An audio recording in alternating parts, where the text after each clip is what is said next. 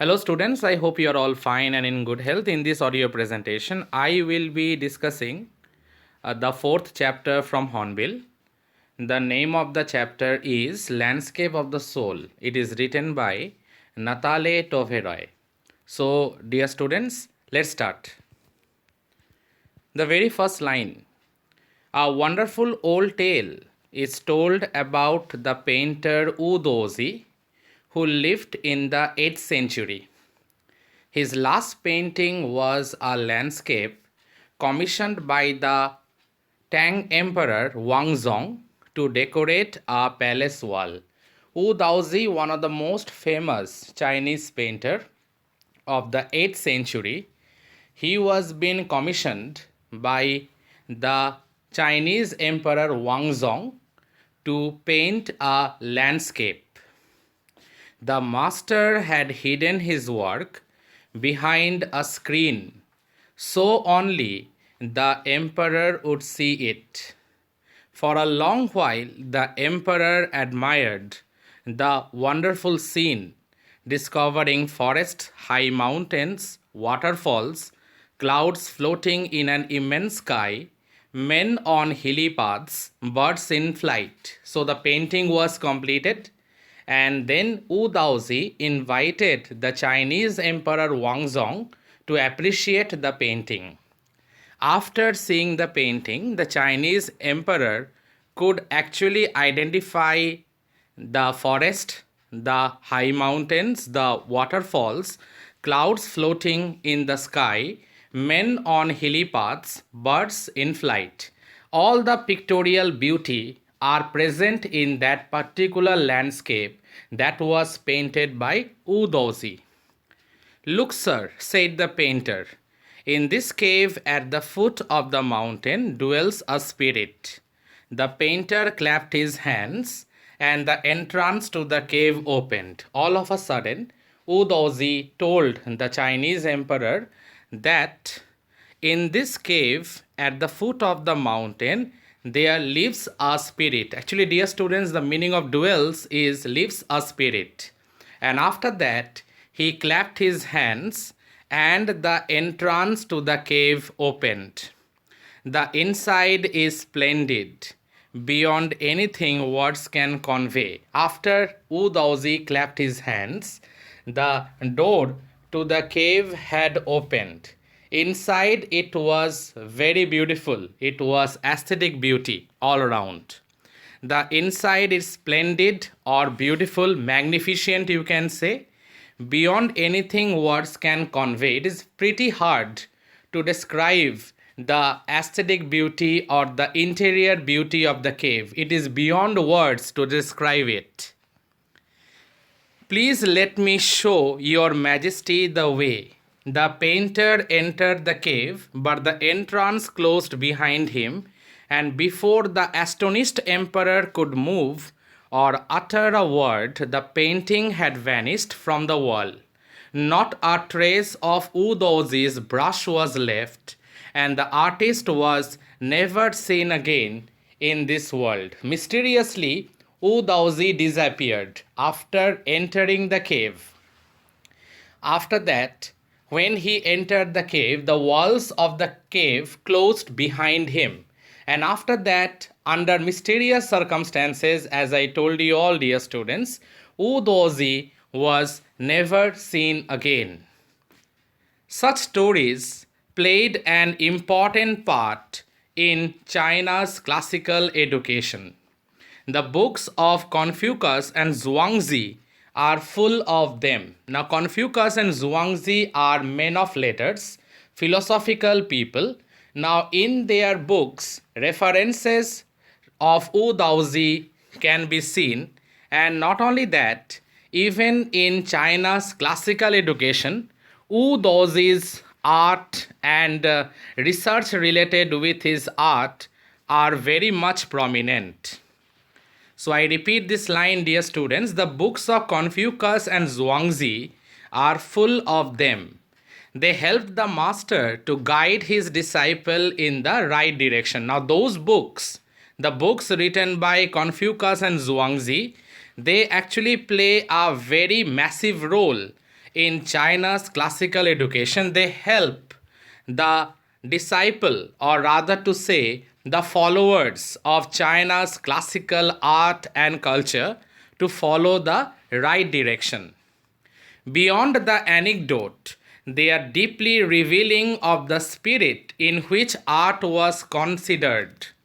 Contrast this story with another famous one about a painter who draw the eye of a dragon he had painted for fear it would fly out of the painting. Now there is another interesting story about another painter who haven't drawn the eye of the dragon. He had drawn the entire dragon, but he haven't drawn the eye of the dragon because he had a fear at the back of his mind that the dragon might come out of the painting and might fly away. With an old story from my native Flanders that I find most representative of Western painting. Now, this particular incident regarding the dragon whose eye was not been painted by the painter, with this there was another interesting reference, but that is related with Western painting, and that was from the author's native place, that is Flanders. It is in Belgium, dear students. Now what was that story? In 15th century Antwerp is a province in Europe, a master blacksmith called Quentin Messiers fell in love with a painter's daughter. The father would not accept a son-in-law in such a profession because Quentin Messiers, painting was his hobby, it was his natural talent. But he was a blacksmith by profession, and so the father of the daughter won't accept him as his son-in-law. The father would not accept a son-in-law in such a profession. So Quentin sneaked into the painter's studio. Painter's studio means the daughter's father was a painter, as you all know by this time. So Quentin secretly entered his studio and painted a fly on his latest panel. Panel means on his outer portion of his canvas, with such delicate realism that the master tried to swat it away. Swat means, dear students, to drive it away, before he realized what had happened. Now, Quentin had drawn the fly, and after that the daughter's father entered his own painting studio and was more or less perplexed or puzzled and thought that it was actually a real fly, but it turned out to be a painted one. Because it was painted with delicate realism and it created an illusionistic likeness. There was a similarity with a real fly, and that was the reason the girl's father, who was a painter, initially he thought it was a real one and tried to drive it away, but finally realized that it was not a real one, it was a painted one. So let me continue. Quentin was immediately admitted as an apprentice in his studio. He married his beloved and went on to become one of the most famous painters of his age. Now, without any hesitation, the girl's father was thoroughly impressed with Quentin's innate artistic talent. I repeat one more time, dear students. The daughter's father was very much impressed with Quentin's innate artistic talent and immediately admitted him as his apprentice. So, these two stories, and not only that, later Quentin married his beloved, and later he went on to become one of the most famous painters of his age. And he was a gifted painter, one of its kind, just like in the 8th century Wu Daozi was. These two stories illustrate what each form of art is trying to achieve. The previous one about the painter, not only Wu Daozi, about the other one who had drawn the entire dragon instead of drawing the eye. And the story related with Quentin Messiers, who had drawn a fly but not a real one, but his lover's father considered it to be a real one. So these two stories ultimately elucidate, or rather to say, they ultimately illustrate what each form of art is ultimately trying to achieve. And what each form of art is trying to achieve? Each form of art is trying to achieve a perfect illusionistic likeness in Europe, the essence of inner life and spirit in Asia. That means when we come to Chinese painting, it is more spiritual. And when we come to European painting, it is more abstract to some extent. But it is very easy to somewhat understand a European painting. But in case of a Chinese painting, we have to enter inside the mind of the painter. We have to understand the psyche of the painter in order to appreciate a Chinese painting. That I will be discussing as I will move on with this chapter, dear students.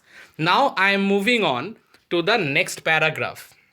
In the Chinese story, the emperor commissions a painting and appreciates its outer appearance, but the artist reveals to him the true meaning of his work. The emperor may rule over the territory he has conquered, but only the artist knows the way within. An emperor might be very powerful, he might be very much dominating, he might rule over our territory, he might rule over certain places, but it is the artist who knows the way within, and that was what Wu Daozi was about. Let me show the way, the Dua, a word that means both the path or the method, and the mysterious works of the universe. The painting is gone, but the artist has reached his goal beyond any material appearance, because he has already achieved that aesthetic beauty, okay, that high realm of beauty and art. He has already reached that level, he has already crossed that level. Now it seems that he is beyond everything, because finally the mysteriously Wu Daozi disappeared, and along with that he entered his own painting and mysteriously disappeared. Along with his own painting, he himself was also disappeared. Nothing was left behind except his brush, except some of his painting tools. That means he already reached that high level of artistic beauty that is beyond the beyond beauty that we appreciate in the mortal life. It has already crossed that beauty. It has already reached to the zone of being the ultimate immortal excellence. And that is what Wu Daozi finally achieved with the help of his painting. A classical Chinese landscape is not meant to reproduce an actual view, as would a Western figurative painting. Whereas the European painter wants you to borrow his eyes and look at a particular landscape exactly as he saw it from a specific angle, the Chinese painter does not choose a single viewpoint. The European painter will guide you. The European painter will say to you to borrow his eyes. That means you have to follow him. Thoroughly you have to follow him. But a Chinese painter won't select a single viewpoint, unlike the European painter. His landscape, unlike the European painter, is not a real one. And you, as a viewer, can enter it from any point. There is no selected point. You can enter the Chinese painting from any point, unlike the European one, because in the European painting, it is figurative painting. You have to borrow the eyes of the painter, and the painter will actually clarify the thing to you. But in Chinese painting, you are free. You have got the free access related with interpretation. So his landscape is not a real one, and you can enter it from any point, then travel in it. The artist creates a path for your eyes to travel up and down, then back again in a leisurely movement. Now, in case of Chinese painting, it is not only the exercise of the mind and the senses, but also it is a deep introspection into spirituality, into the zones of spirituality. That means in order to appreciate a Chinese painting, not only you have to appreciate the inner beauty of the painting, but you have to appreciate and do extensive research related with the mind of the painter. So it is an exercise both physical as well as mental in case of a Chinese painting. This is even more true in the case of the horizontal scroll, in which the action of slowly opening one section of the painting, then rolling it up to move on to the other, adds a dimension of time which is unknown in any other form of painting. Now, it is the specialty of Chinese painting only. You can appreciate it horizontally, you can appreciate it in a leisurely manner also. It depends on you how you appreciate it, because you have been given a free access by the painter to appreciate the way you choose it. So I move on. It also requires the active participation of the viewer, as I told you all, dear students, who decides at what pace he will travel through the painting. Because you have to travel through the mind of the painter as well as you have to travel through the painting. Our participation, which is physical as well as mental, as I told you all, dear students, that in order to appreciate a Chinese painting, you have to exercise your mind and senses to the ultimate limit, and it depends. You can have a different interpretation, whereas someone else might have a different interpretation, whereas the painter can have a different interpretation. So it requires, in case of a Chinese painting, it requires a participation which is physical as well as mental. The Chinese painter does not want you to borrow his eyes, unlike the European painter, because the European painter will strictly advise you to follow him, to borrow his eyes. That means you will interpret and appreciate the painting from the perspective of the painter in case of a European painting. But in case of a Chinese painting, you yourself have to exercise your own mental and spiritual abilities. You have to exercise your mind and senses. That is the reason in case of Chinese painting, it is both physical and mental exercise on your part. The Chinese painter does not want you to borrow his eyes, unlike the European painter. He wants you to enter his mind. That is the reason I beforehand told you all, dear students, that you have to enter into the psyche of the painter. The landscape is an inner one, a spiritual and conceptual space. The landscape is an inner one. It is something that is spiritual, that is conceptual at the same time also. That means in order to appreciate the Chinese painting, you have to appreciate it from your own mind and senses, and the beauty reaches the highest point of spirituality. The beauty of art in case of a Chinese painting reaches the highest level of spirituality in terms of aesthetic beauty. So dear students, I stop here in this audio presentation. In my next audio presentation, I will be continuing from the next page. Till then, please go through this audio presentation. It's a revision one. And if there is any difficulties, please let me know about it. Thank you, students. Thank you all.